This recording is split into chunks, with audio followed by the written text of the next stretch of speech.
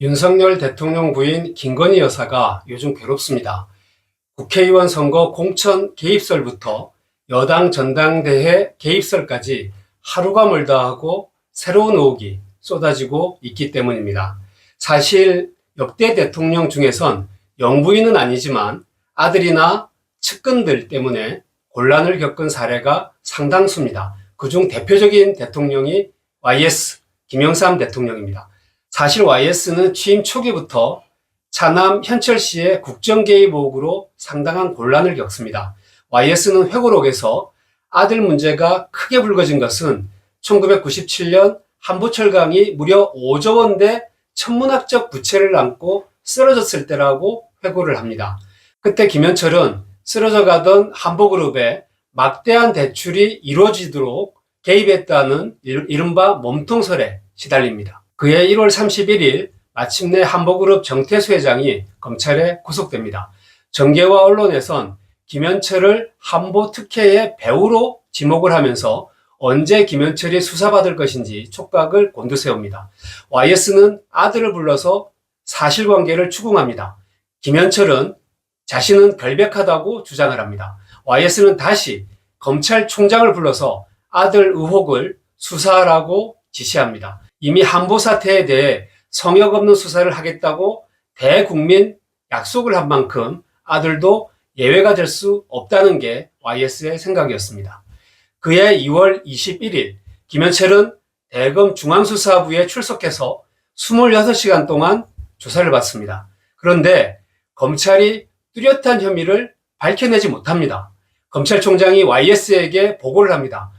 뚜렷한 인정될 만한 혐의가 없습니다. YS는 말합니다. 국민들이 납득하겠냐? 국민들이 믿겠냐고 되묻습니다. YS는 재조사를 지시하면서 중앙수사부장도 교체를 합니다. 당시 특수통으로 이름을 날리던 심재륜 대구고검장을 중앙수사부장에 발탁한 것입니다.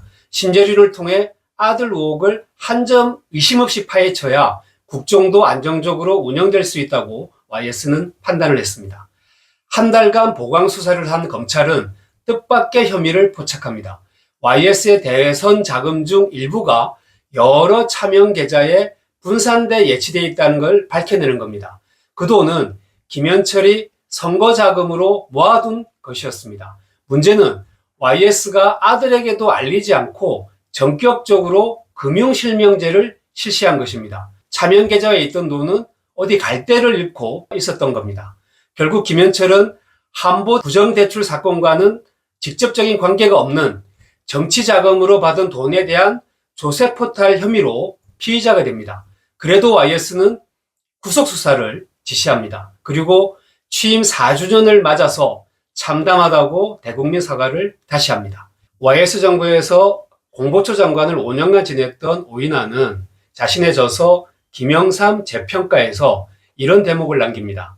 현철이 구속되자 YS에 붙인 김홍조 옹은 왜 내 손자를 잡아넣었느냐고 아들 YS를 원망했다. 후임 김대중 대통령도 두 아들이 검찰의 비리 혐의로 구속될 때 압력을 넣지 않았다고 오인하는 평가를 합니다. 실제로 2002년 DJ의 차남 홍업과 삼남 홍걸의 비리 의혹이 터졌을 때 DJ는 미국에 체류 중이던 홍걸에게 당장 귀국해 검찰 조사를 받으라고 지시합니다. 참모들이 유무죄를 떠나서 구속하지 않고는 국민 감정이 용납하지 않을 것이라고 보고하자 DJ는 옥바라지를 하라고 재차 지시를 합니다. 결국 홍걸과 홍업은 한 달 뒤 구속 수감됩니다. DJ도 아들 잘못은 아비에게 있다. 국민 여러분께 마음의 상처를 드린 데 대해 대단히 부끄럽고 죄송한 심정이라고 사과했습니다. 두 전직 대통령 모두 민심의 용서를 받지 못하는 지도자는 국정을 이끌어갈 동력을 상실한다고 생각했던 것 같습니다. 민주주의를 위해 헌신하고 때로는 경쟁했던 두 맞수가 법치주의라는 큰 길은 결코 외면하지 않았던 것입니다. 만약 YS가 김건희 여사와 비슷한 의혹에 직면했다면 어떤 선택을 했을지 궁금합니다. 윤 대통령과 김건희 여사는 여러 의혹에 대해서 아직 공식적인 사과는 한 바가 없습니다. 윤 대통령은 특수부 검사 출신입니다. 지금은 대통령입니다. 법리적인 판단과는 달리 국민의 마음을 헤아리고 물의를 빚은 데 대해서 고개부터 숙이는 게 대통령다운 태도가 아닐까 생각을 합니다. 생각의 상자 피처였습니다.